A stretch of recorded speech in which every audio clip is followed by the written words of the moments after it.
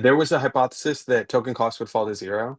I think a year ago, people were really excited about that, and people kept saying like, "Oh, token costs are going to cost nothing." So, especially around when DeepSeek came out, Right. that has not come to pass.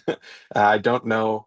I see token budgets increasing with everybody that I talk to, as opposed to decreasing, and people are really excited about using the frontier models like a Sonnet or GPT-5 or whatever it might be, as opposed to the cheap, low cost ones. So what our hypothesis is that people are going to continue to choose best in class over cheap for many use cases.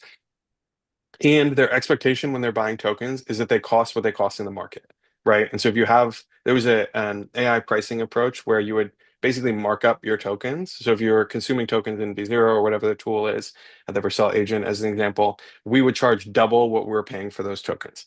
We think customers are not willing to do that, and we see them voting with their feet.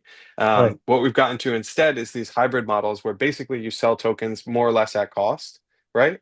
And then you capture value elsewhere. So, as an example, in the V0 land, we have seats that people use. And some of those people are incredibly prolific and they build many, many things. It's wild to see our power users, how much they use the product. And then other folks build, like PMs as an example, they write one PRD every 2 weeks and they build their prototype for that PRD, but they're probably spending a couple hours in V0 over that time. So the number of tokens they're consuming is much lower. That distribution means you can make your margin on the seat side of the business, and then your tokens you can give to your customers more or less at cost. I think that's the model that almost everybody is going to get to. I think it's the most customer aligned and the one that customers find most appropriate.